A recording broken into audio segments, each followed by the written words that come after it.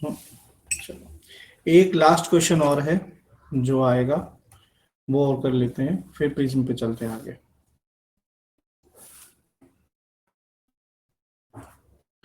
Sir ये refraction का ही topic है ना प्रिज्म?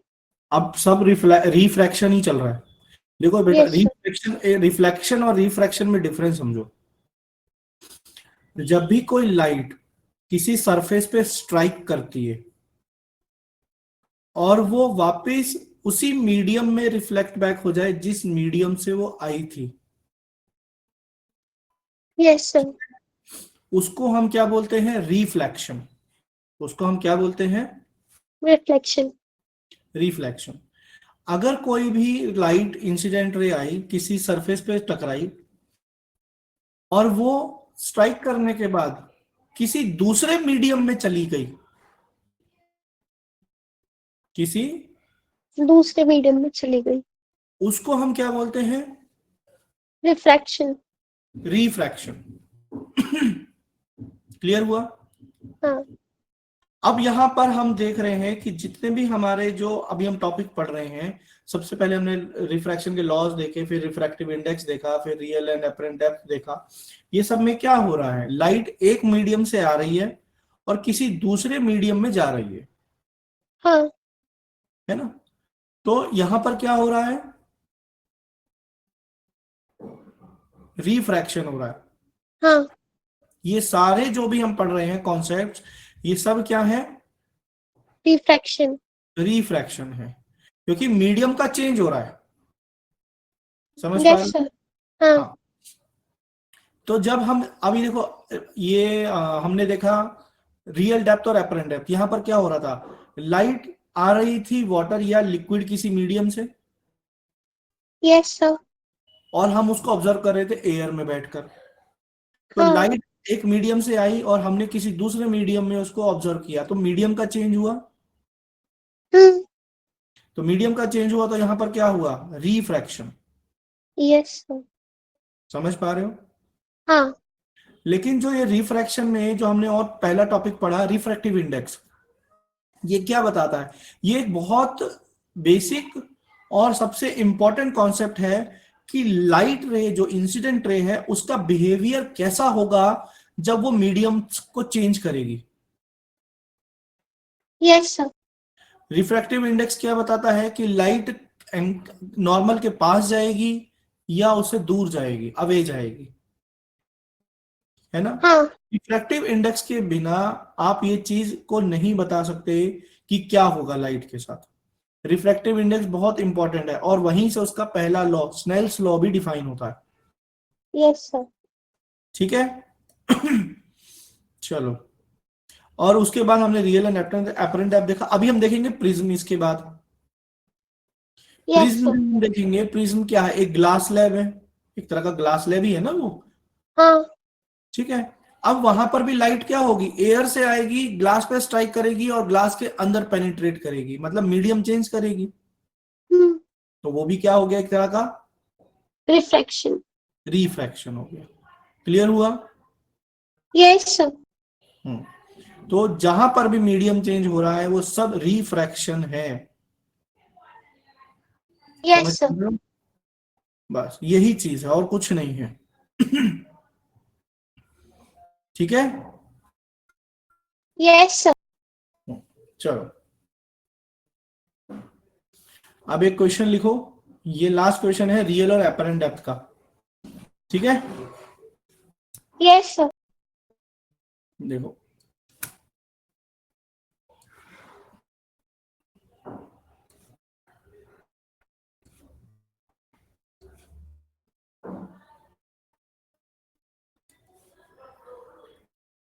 यहां पर अब नीचे क्या है? एक मिरर लगा हुआ है, प्लेन मिरर। ये क्या है? प्लेन मिरर है। प्लेन मिरर है। और ये एक तरह का, ये वाटर है। ठीक है। और इसमें मान लो कोई एक ऑब्जेक्ट है यहां पर। ठीक है। Yes sir. ये जो ऑब्जेक्ट है इसका डिस्टेंस जो है टॉप सरफेस से वो है 24 सेंटीमीटर, लोअर सरफेस से है 12 सेंटीमीटर। ठीक है, हम ऊपर से यानी एयर से इसको ऑब्जर्व कर रहे हैं। ठीक है, हाँ। हाँ। ये वाटर है जिसका रिफ्रैक्टिव इंडेक्स है 4/3। ये एयर है। ठीक है, अब यस सर। क्वेश्चन, अब क्वेश्चन लिखो। Find the distance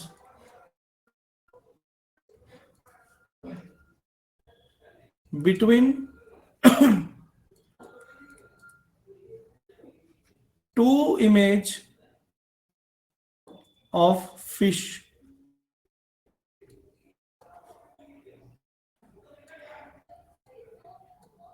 as seen by sir eye. वो जो डॉट है तो वो फिश है क्या, मतलब ऑब्जेक्ट में ये फिश है ना? ऑब्जेक्ट ले लो या फिश ले लो, क्योंकि ये ऑब्जेक्ट जो है ना, मैंने पॉइंट ऑब्जेक्ट बना दिया है। एक्चुअली क्वेश्चन में फिश दे रखी थी, मैंने इसको पॉइंट ऑब्जेक्ट बना दिया। ठीक यस है, सर। तो ऑब्जेक्ट ले लो या फिश ले लो। ठीक है, यस सर। अब आपको पहले जो डिस्टेंस निकालना है वो निकालना है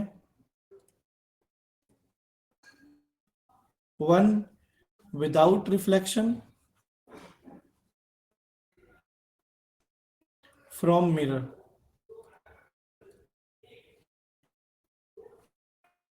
ठीक है, एंड 1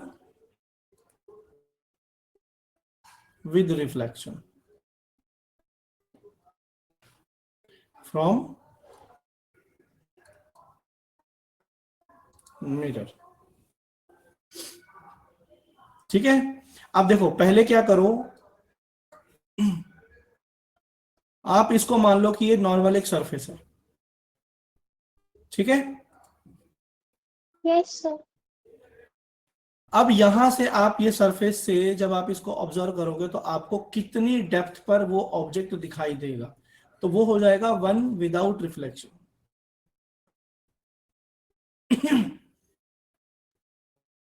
यस सर। करो।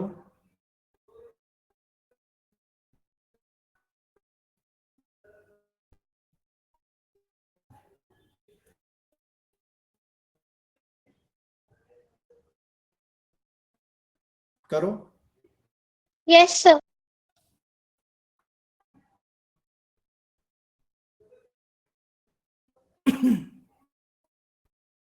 एयर का 1 होता है ना सर वो हाँ, उसका इनटू। वन होता है हमेशा।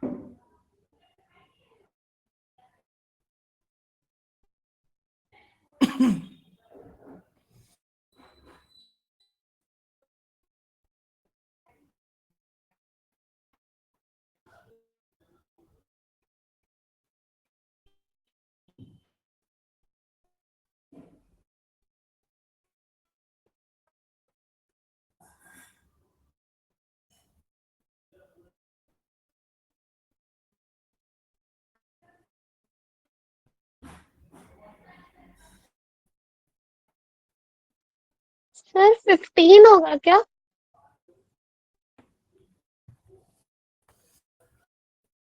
15? नहीं, कैलकुलेशन में गड़बड़ करे हो बेटा।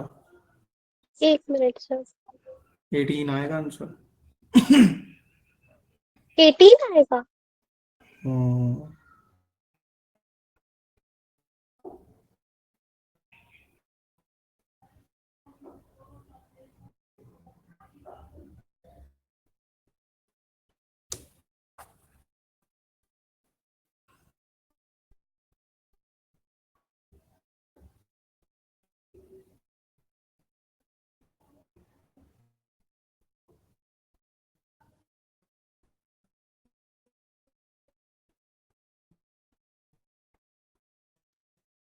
सर मेरा तो 15 ही आ रहा है।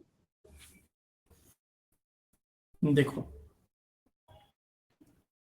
n2 by n1 is equal to D by D dash था। हम्म। ऑब्जेक्ट कहां पर है? यहां पर। हाँ। तो n2 उस मीडियम का रिफ्रैक्टिव इंडेक्स होगा जिसमें ऑब्जेक्ट है। हाँ। 4/3 इंटू वन हाँ। Yes sir. Is equal to D क्या है यहाँ पर, डेप्थ क्या है इसकी? 24 सेंटीमीटर। 24, डी डैश निकालना है। सॉरी सर, वो सॉरी, मैंने वहां पे 20 सेंटीमीटर लगा मेरे को, मैंने यहाँ गड़बड़ कर दी। नहीं नहीं, 24 है ना, दिख तो रहा है, देखो। यस, वो जूम इन नहीं हो रहा। Yes sir.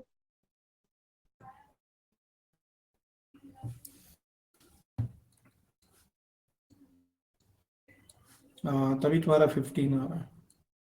तो ये डी डैश क्या हो गया, 18 सेंटीमीटर। ठीक है।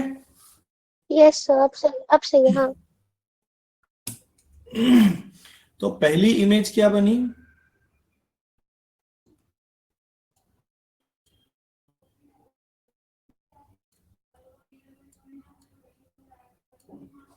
एटीन सेंटीमीटर पे। हाँ। ठीक। अब हमें दूसरी जो निकालनी है वो विद रिफ्लेक्शन निकालनी है। तो अब हम क्या कंसीडर करेंगे? यहाँ पर क्या है, एक प्लेन मिरर। प्लेन मिरर है। अब देखो, अब इसको थोड़ा नीचे एक्सटेंड कर लेते हैं। अब मुझे एक बात बताओ, प्लेन मिरर में जो इमेज बनती है वो कैसी बनती है? मतलब प्लेन मिरर में जो है वो रियल इमेज बनती है। नहीं, virtual and direct. Plane mirror में। हम्म। प्लेन अच्छा। मिरर की जो यस। इमेज होती है वो हमेशा वर्चुअल एंड डायरेक्ट होती है। बट यस सर, आपने सिखाया था, हाँ हाँ हाँ। मैग्निफिकेशन क्या होता है? मैग्निफिकेशन हमेशा उसका नेगेटिव होता है। नहीं, वो भी गलत। वर्चुअल एंड डायरेक्ट अगर होगी इमेज तो मैग्निफिकेशन कैसा होगा? पॉजिटिव, और अगर रियल होगी तो नेगेटिव। सॉरी। हम्म। और वैल्यू क्या होगी प्लेन मिरर के केस में मैग्निफिकेशन की? वो फिक्स होती है। हाँ। इसीलिए तो मैं कह रहा हूँ ना बेटा, प्रैक्टिस चाहिए साथ के साथ में। आज तुम्हें मैंने अभी तुमने स्पेरिकल मिरर, हाँ आप शीट भेज दीजिए। आपने मेरे को रात मैसेज नहीं डाला। मैंने कहा था कि बेटा मेरे को मैसेज ड्रॉप कर देना रात में, नहीं तो मैं भूल जाऊंगा। मैं आपको शीट भेजूंगा फिर ढूंढ के। सर मैं भी जस्ट अभी फीवर आ रहा था तो अभी जस्ट उठी हूँ मैं, थोड़ी देर पहले दवाई लेके। प्लेन मिरर के केस में मैग्निफिकेशन हमेशा +1 होता है। Yes sir. Virtual and erect same size, और सबसे बड़ी बात सेम डिस्टेंस पर इमेज बनती है जितना ऑब्जेक्ट का डिस्टेंस होता है। हाँ। तो ये अगर 12 डिस्टेंस पर ऑब्जेक्ट है प्लेन मिरर से, तो इमेज भी कितने डिस्टेंस पर होगी? 12 सेंटीमीटर। 12 सेंटीमीटर। तो ये हो गया एक I2 इमेज। हम्म। अब ये इमेज जो है, ये रिफ्लेक्शन जो है हमें, वो कितने डिस्टेंस पर दिखेगी वो हमें निकालना है। अब उसकी अपरेंट डेप्थ क्या होगी? तो 18 + 12 सेंटीमीटर कर देंगे। बेटा ये तो एक्चुअल डेप्थ होगी ना, रियल डेप्थ, लेकिन हमें दिखेगी थोड़ी उतनी डेप्थ पे, क्योंकि उसके अच्छा। ऊपर ये वाटर है ना। तो इसकी रियल डेप्थ के साथ आपको पहले अपरेंट डेप्थ निकालनी पड़ेगी। आपको अपीयरिंग डेप्थ क्या होगी उसकी? Yes sir. वो कैसे निकालोगे? फॉर्मूला यूज करके N N2 to my. Upon N one equal to D by D dash. हाँ। अब इसमें n2 की वैल्यू क्या होगी? N2 की वैल्यू 1 होनी चाहिए। क्यों? देख रहे हैं देख तो ऊपर साइड से रहा है ना सर, 8 से। अब हाँ, तो n2 कौन सा मीडियम होता है? N2 वो होता है जहाँ ऑब्जेक्ट देख रहे होते हैं, मतलब। ऑब्जेक्ट देख रहे होते हैं अपन जहां से। मतलब जहाँ पे लाइट आ रही है जिस मीडियम पे, वो होता है N1। और जहां से लाइट आ रही है उसको हम बोलते हैं N2। तो कहाँ से लाइट आ रही है, जो हम ऑब्जर्व करेंगे, लाइट कहाँ से स्टार्ट होगी? वाटर से। तो उसका मीडियम क्या है, रिफ्रैक्टिव इंडेक्स? 4/3। फिर 1 क्यों? सर वो मुझे लगा आप अपन इस तरफ से देख रहे हैं, नहीं, मतलब। ऑब्जर्व तो हम यहीं से करेंगे ना। हाँ। Observation yes sir. Point change हो गया अपना। Yes sir. N1 क्या होगा, जहां से ऑब्जर्व कर रहे हैं, 1। 1। Yes sir. अब इसकी रियल डेप्थ क्या है? ये जो I2 है, इसकी रियल डेप्थ क्या है? 12 सेंटीमीटर। सरफेस क्या है अपना? अच्छा, सरफेस 24 + 12 + 12 मतलब कि 48। यस, मतलब तीनों को प्लस ही करना पड़ेगा ना अगर ऐसे निकालेंगे तो। बेटा इमेज यहां पर है ना, तो यहां से इस इमेज की रियल डेप्थ क्या है? 12 + 12 + 12। 12 + 12 + 12 क्यों सर? ये ऑब्जेक्ट है, यहां तक ये 24 है। इस हाँ। ऑब्जेक्ट की यहां पर इस प्लेन मिरर तक डिस्टेंस 12 है। फिर प्लेन मिरर के अंदर इमेज 12 सेंटीमीटर और बन रही है। हाँ। तो 24 + 12 + 12, ये यस सर। 24 ऑब्जेक्ट तक का डिस्टेंस है ना। हाँ। नहीं, अभी आपने बोला था ना 12 + 12, उसमें कंफ्यूजन हो गया, आपने 3/12 बोल दिया। नहीं नहीं, तो ये 12 + 12 + 24, 48 हो गया। हाँ। ठीक। अब इससे डी डैश निकालो, क्या आएगा? 48/12 × 3 36। Yes sir. अब देखो, 12 + 24 कितना होता है? 12 + 24 36। 36 होता है। तो हमें हम्म। एग्जैक्टली कहाँ दिखाई देगी इमेज? बिल्कुल और सरफेस। Yes sir. तो ये होगी हमारी I2 डैश, इसकी अपरेंट डेप्थ। हाँ। तो अब उसने क्या पूछा था, distance between to images. Basically ये जो हमें दिख रहा है, ये वाला और ये वाला, इनके बीच का डिस्टेंस क्या होगा? कौन सा सर? देखो, इसने क्या बोला, डिस्टेंस बिटवीन टू इमेजेस निकालना है। हाँ। पहला, 1 without reflection, 1 with reflection. Without reflection जो हमने अपरेंट डेप्थ निकाली थी, वो ये आई थी। Yes sir. अब विद रिफ्लेक्शन अपरेंट डेप्थ जो है वो ये है। हाँ। इन दोनों के बीच के डिस्टेंस का क्या होगा डिस्टेंस?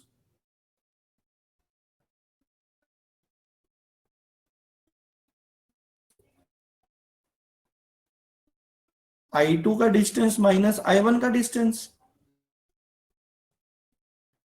माइनस। Yes sir. उसमें समझ नहीं आ रहा था डायग्राम थोड़ा, इसलिए। Yes sir.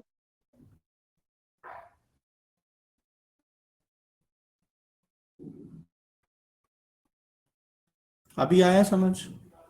हाँ। ये वाला जो है, ये I1 है हाँ। और ये I2 है। हाँ। इनके बीच का डिस्टेंस निकालना है अपने को बस। Yes sir. तो वो क्या हो जाएगा? I2 - I1।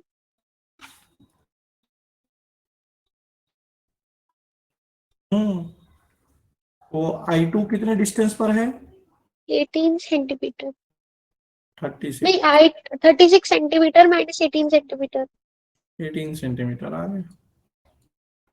यस दोनों सर। दोनों इमेजेस के बीच का जो डिस्टेंस है वो कितना है? 18 सेंटीमीटर। एग्जैक्टली।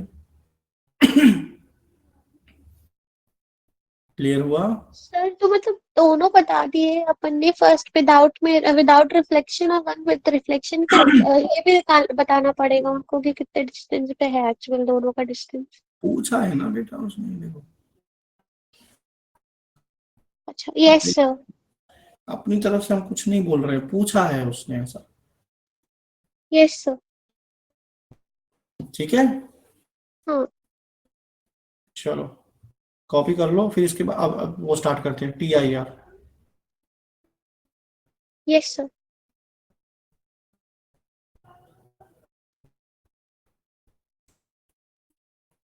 सर आपके पास इलेक्ट्रोकेमिस्ट्री की शीट है? हाँ, मेरे पास तो सब भी मिल जाएगा, आपको जो चाहिए जैसा चाहिए। उसके भी कुछ मटेरियल सेंड कर दीजिएगा सर। जी बिल्कुल, मेरे को व्हाट्सएप पे लिख के भेजो तुम्हें क्या क्या चाहिए, अभी लिख के भेज। Yes sir, 1 minute.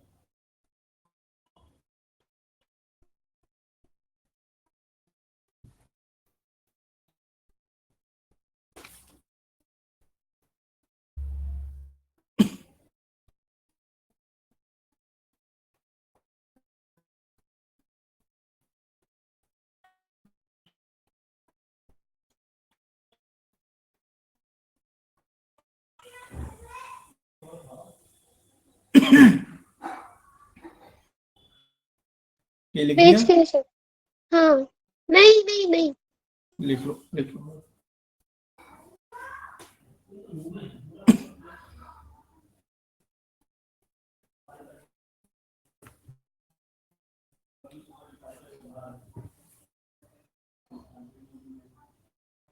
सर वो डायग्राम थोड़ा जूम कर दीजिए। हाँ, वो पूरा पूरा थोड़ा सा कॉम्प्लिकेटेड हो गया डायग्राम, है ना? अभी दिख रहा है? Yes sir. बना लो। कलर अलग करूँ क्या इसका? नहीं, चलेगा चलेगा। ठीक।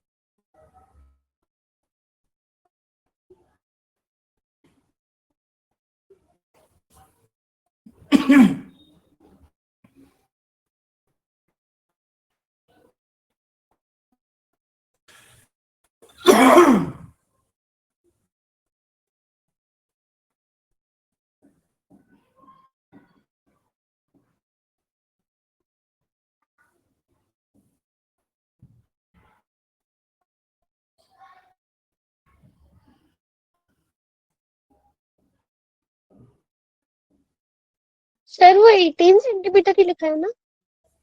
हाँ, ऊपर ना I1। Yes sir. हाँ, 18।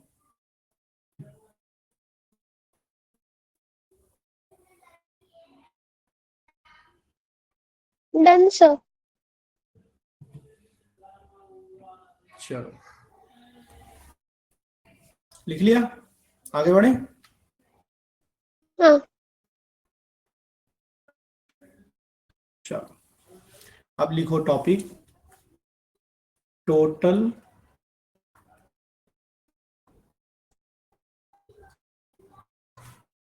इंटरनल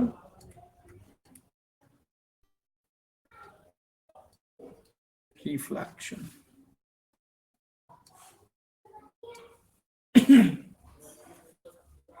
ठीक है। चलो, यस सर। अब देखो, इसको बड़े ध्यान से समझना पहले।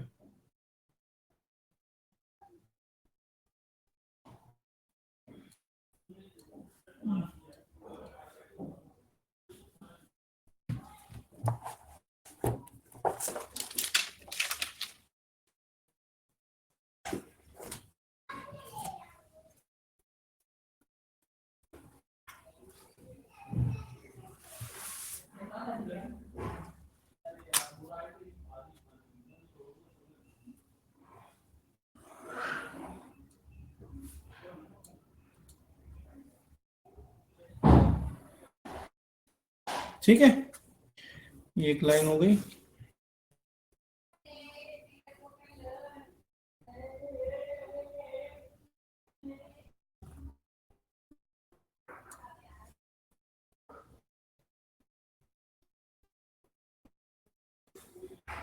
ज्यादा बड़ी हो गई, थोड़ा छोटा कर लेते हैं।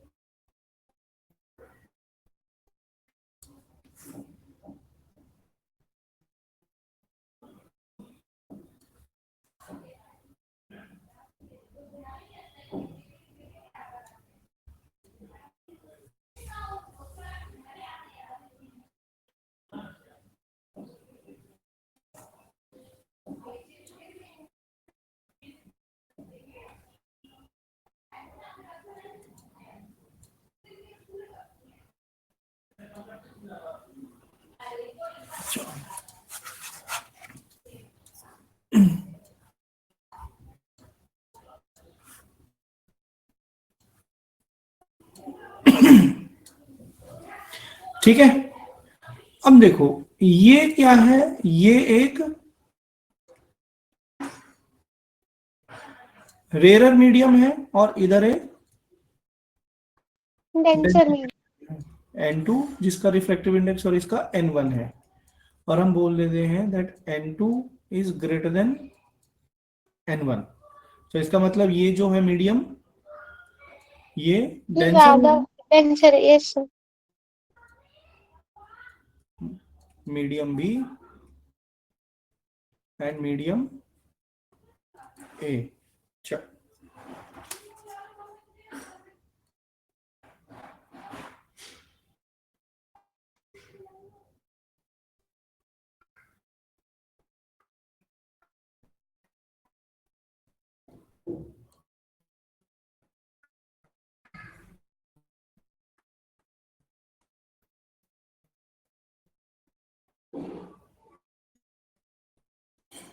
ये एक रिफ्रैक्टिव रे है, इंसिडेंट रे है,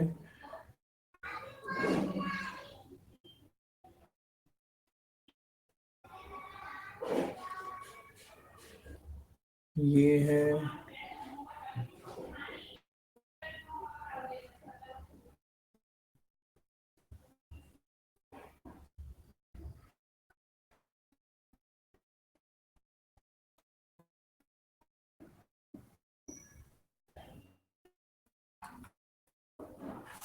ठीक है। ये कुछ इंसिडेंट रेज हैं, यस सर। ये एंगल हो गया I1। इस टॉपिक में ना वही है बस, एक ये थ्योरी बेस्ड ही है, इसमें न्यूमेरिकल्स नहीं है ज्यादा। ये I3 यस हो सर। गया और ये फिर हो गया I4। ठीक है, अब देखो जब इंसिडेंट रे, ये तो सब नॉर्मल्स हो गई, हमें पता है कि जब कोई लाइट रे डेंसर टू रेयर जाती है तो क्या होता है? सर अपने पाथ से डेविएट हो जाती है। पाथ से डेविएट तो होगी। कैसे होगी लेकिन? सर बेंड हो जाएगी toward incident ray. Towards incident ray? Sorry, उसको क्या कहते हैं, मतलब बेंड हो जाएगी वो, मैं एक्सप्लेन नहीं कर पा रही क्या बोलते हैं उसको।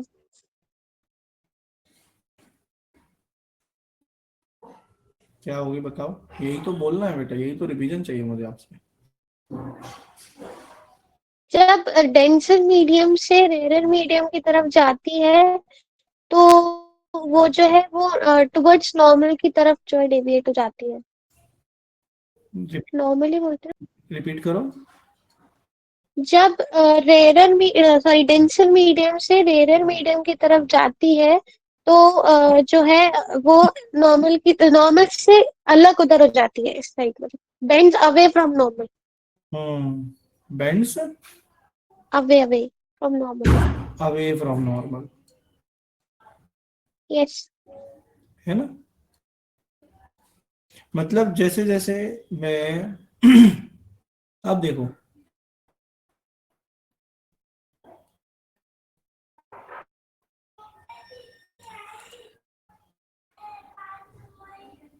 ये होगा, फिर एक टाइम ऐसा आएगा,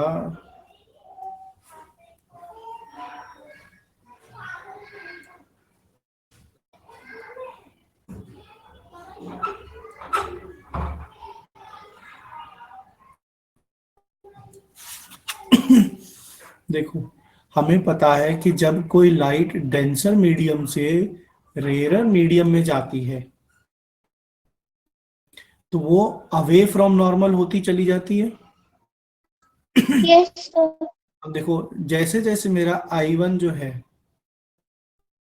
I1 is less than I2, less than I3, less than I4 है।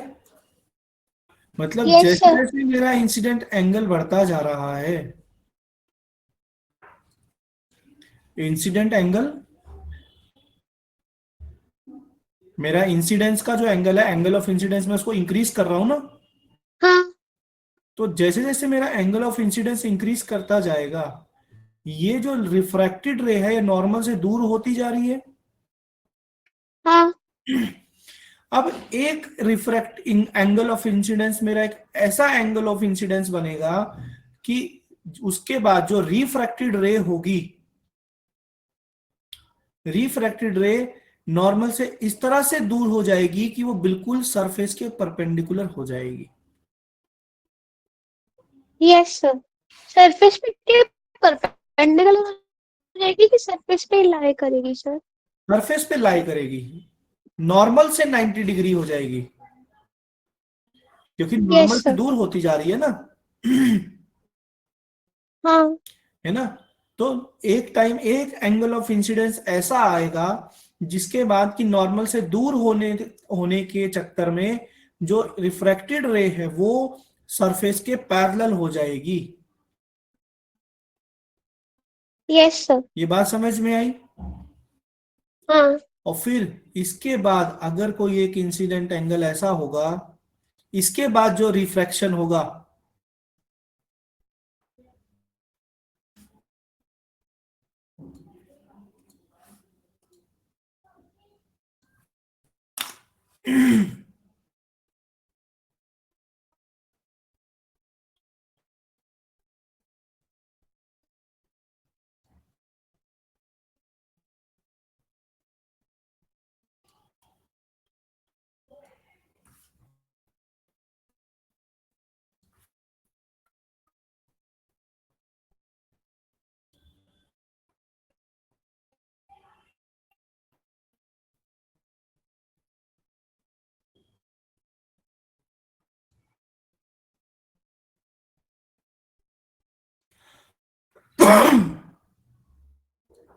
ये भी एक इंसिडेंट रे होगी।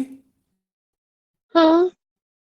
अब जैसे ही देखो एक एंगल ऑफ इंसिडेंस ऐसा आ गया जिसके बाद जो रिफ्रैक्टेड रे थी वो पैरेलल टू द सरफेस हो गई। Yes sir.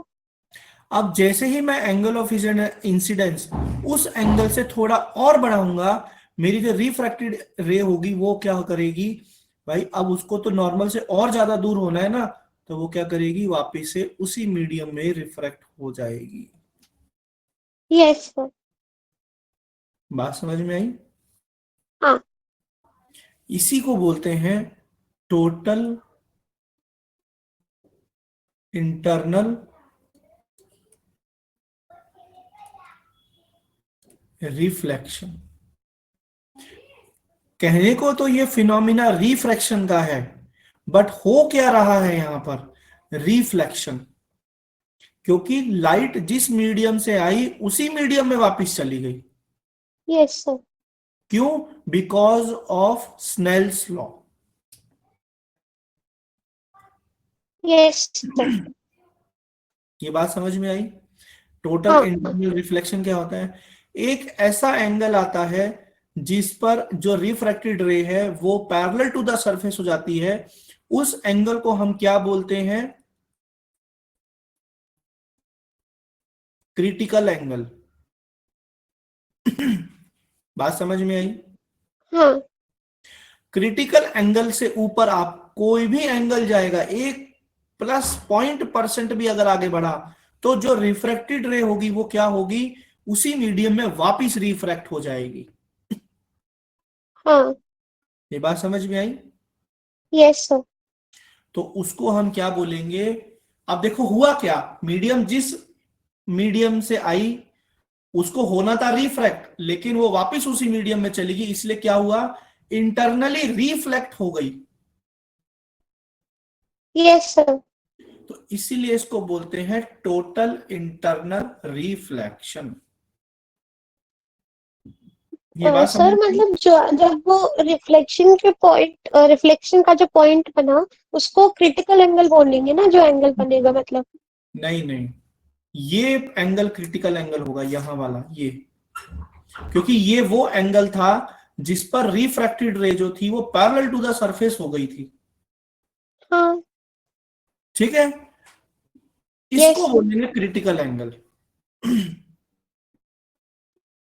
Angle greater than I4, जैसे ही हम I4 एंगल की जो भी वैल्यू होगी, उससे जैसे ही हम थोड़ा सा आगे और बढ़ाएंगे, लाइट कहां हो चली जाएगी, वापस उसी मीडियम में चली जाएगी।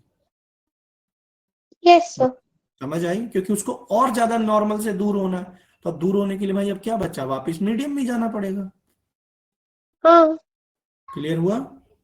Yes sir. समझ आया total internal reflection? Yes sir. I4 is critical angle, क्योंकि यहां पर जो रिफ्रैक्टेड रे है, देखो the angle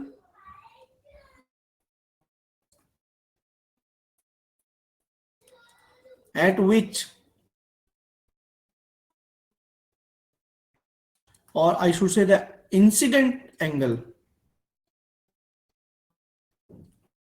at which refracted ray becomes perpendicular to the surface. perpendicular to the normal, yes. Surface के तो पैरेलल हो गई, yes sir. Is called critical critical. Angle.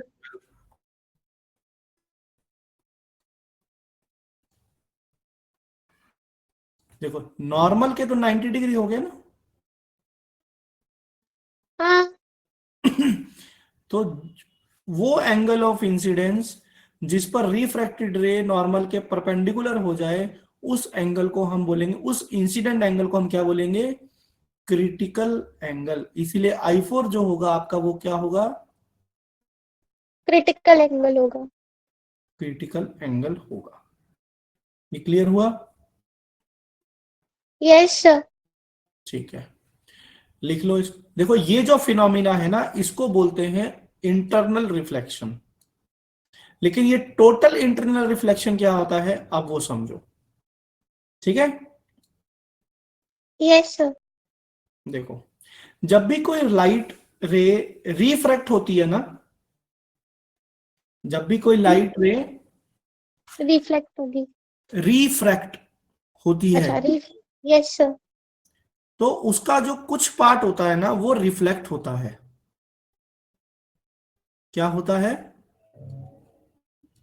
कुछ पार्ट जो होता है वो रिफ्लेक्ट होता है। हाँ। कुछ पार्ट उसका रिफ्लेक्ट होता है लाइट का, और कुछ पार्ट उसका, रिफ्लेक्ट होता है। हाँ, ठीक है। Yes sir.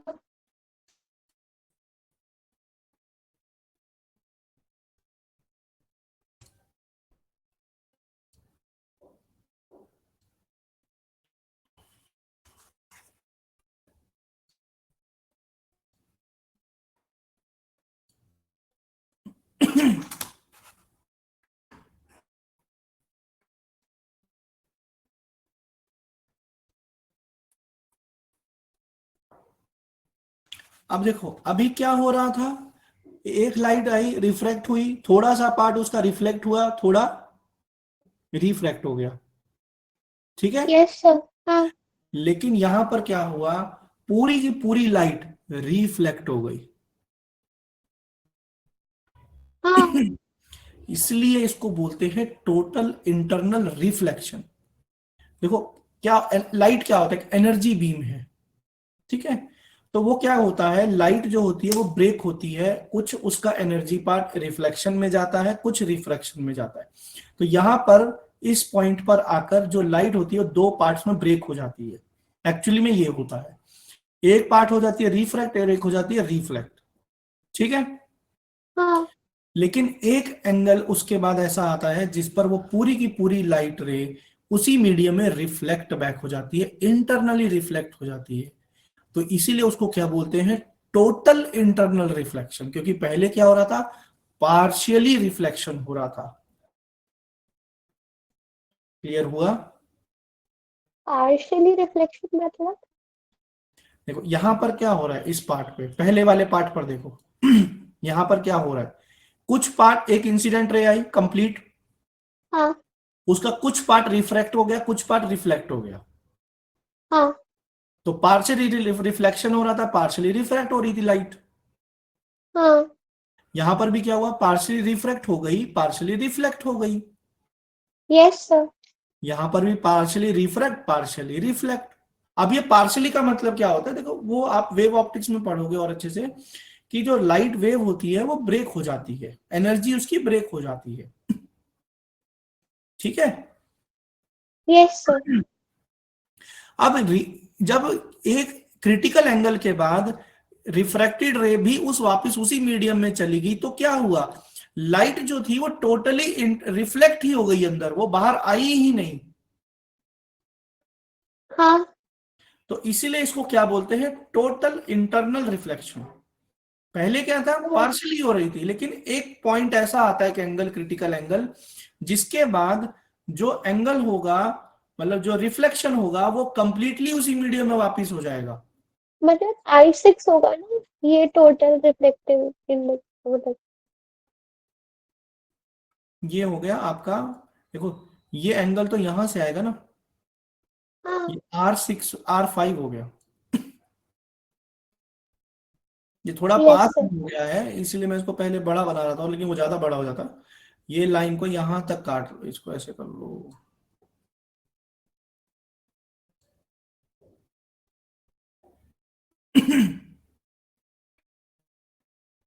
ये ठीक है। I5 क्या हुआ, मैंने I5 मतलब एंगल ऑफ इंसिडेंस को I4 से थोड़ा और बढ़ा दिया, हाँ तो लाइट इंटरनली हो गई रिफ्लेक्ट। हाँ। तो इसीलिए इसको इंटरनल रिफ्लेक्शन बोलते हैं, टोटल इंटरनल रिफ्लेक्शन बोलते हैं। मतलब I5 होगा इंटरनल रिफ्लेक्शन और R5 होगा टोटल इंटरनल रिफ्लेक्शन से वैसे। नहीं, इस कॉन्सेप्ट को टोटल इंटरनल रिफ्लेक्शन बोलते हैं, एंगल को नहीं। Yes sir.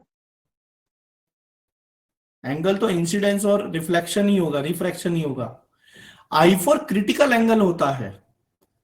हाँ ये तो समझ गई। ये क्रिटिकल एंगल जहां पर लाइट जो है परपेंडिकुलर हो जाएगी नॉर्मल के। क्लियर हुआ? Yes sir yes. हम्म।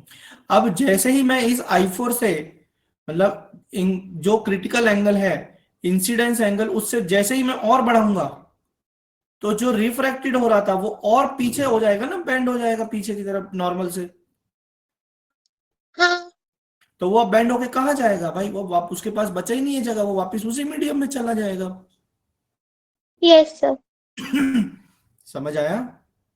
हाँ। तो इस कॉन्सेप्ट को, इस फिनोमिना को बोलते हैं total internal reflection. Yes sir.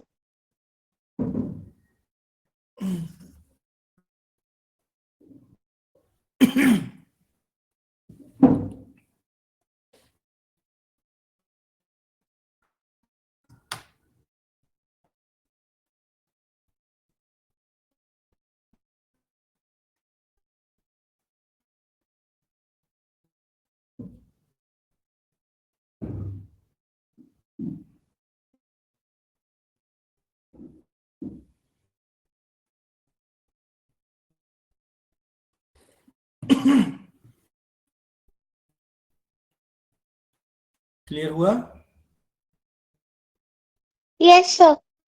ठीक, अब क्रिटिकल एंगल के बारे में देखो।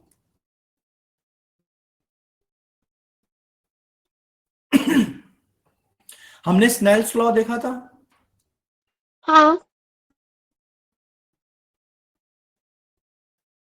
ये क्या था? Refractive index of two with respect to one. हाँ। ठीक है।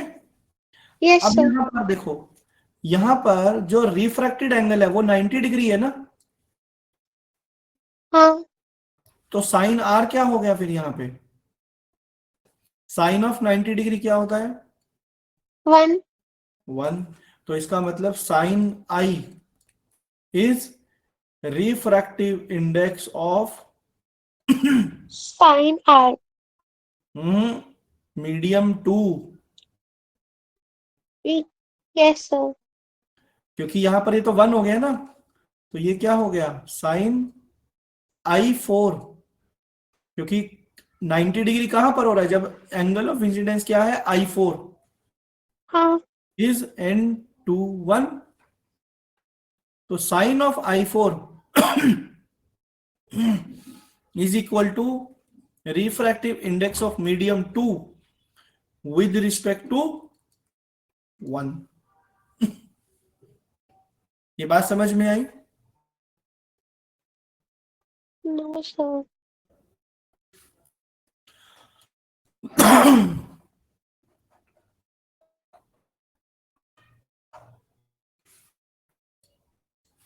यहां पर ये वैल्यू डालो। जब आई 4 है तो आर क्या है?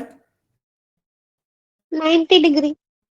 तो बस डालो यहां पे sine i 4 upon sine 90 degree is equal to N two 1 sine 91। तो हाँ। साइन ऑफ आई 4 यानी critical angle is N two 1। N/1। Yes sir. तो इसका मतलब क्रिटिकल एंगल की क्या रिलेशन बन रहा है? That sine of critical angle is refractive index of medium two with respect to 1। Yes sir. समझ आया? हाँ। तो अगर कोई ये इससे यही क्वेश्चन बनेगा कि अगर कोई भी मीडियम दे रखा उसका क्रिटिकल एंगल पूछेगा तो उसको sine of i is equal to refractive index. Yes sir.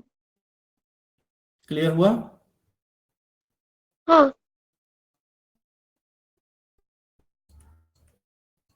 बस यही है इसमें, यही है total internal reflection.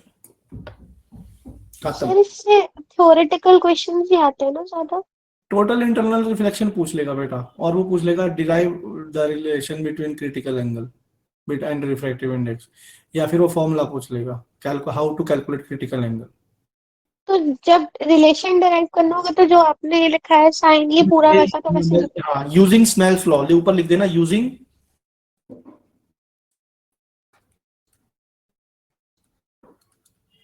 Snell's law. बस। Yes sir. पता है स्नेल्स लॉ क्या होता है? Sine i upon sine r equal to refractive index. हाँ। बस। एक क्वेश्चन और आ सकता है, वो आपको मैं बता रहा हूं कि अगर कोई लाइट रेयर टू डेंसर जाएगी हाँ। तब टोटल इंटरनल रिफ्लेक्शन क्यों नहीं हो सकता? तब नहीं हो सकता।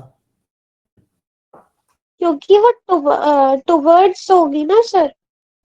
नहीं, मैथमेटिकली कैसे प्रूफ करोगे उसको? मैथमेटिकली तो फिर ये पूरा बनाना पड़ेगा उसको। 90 डिग्री की जगह 180 डिग्री हो जाएगा। देखो, यहां पर समझो।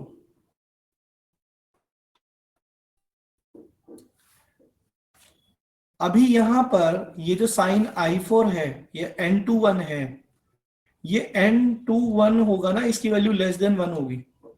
लेस देन और हाँ। इक्वल टू 1 और ग्रेटर देन इक्वल टू 0। पूछो यस क्यों? सर। क्यों? सर क्योंकि वो रेयर मतलब डेंसर से रेयर जा रहा है ना, सॉरी रेयर से डेंसर जा रहा है। डेंसर से रेयर में जा रहा है बेटा। Yes sir. तो जो रिफ्रैक्टिव इंडेक्स होगा डेंसर का विद रिस्पेक्ट टू रेयर वो लेस देन 1 होगा। हाँ, तभी तो ये चीज पॉसिबल है, क्योंकि sine of theta can only lies between 1 to, 0। Sine theta की वैल्यू 1 से बड़ी हो सकती है कभी? No sir. तो ऐसा को, अब अगर हम ये बोल रहे हैं कि लाइट रेयरर टू डेंसर में आएगा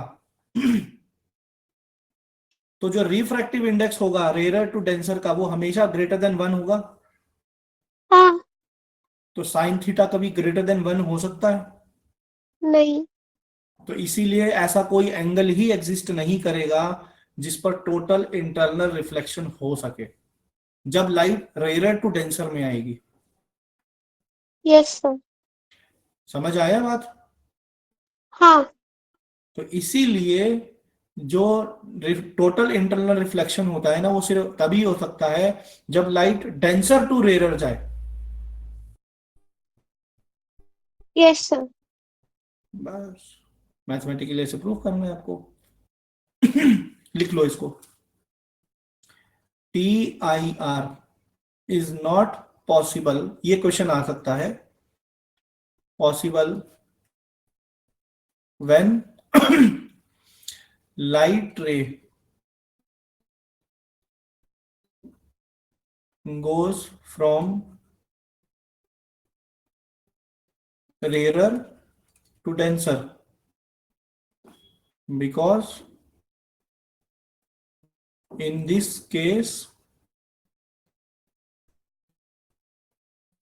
refractive index will be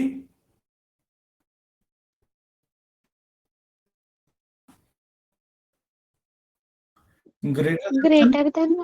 हाँ। So The sine value of sin theta would not be possible. cannot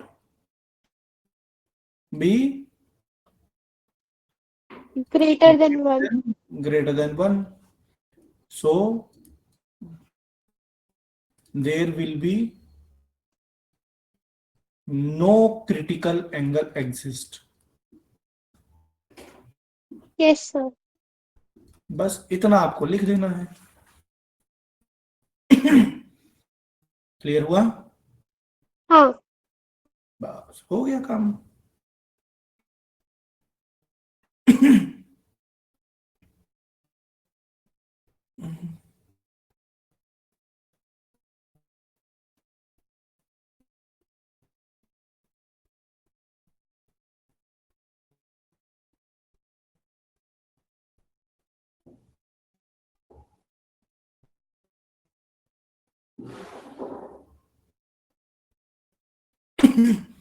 लिख लिया?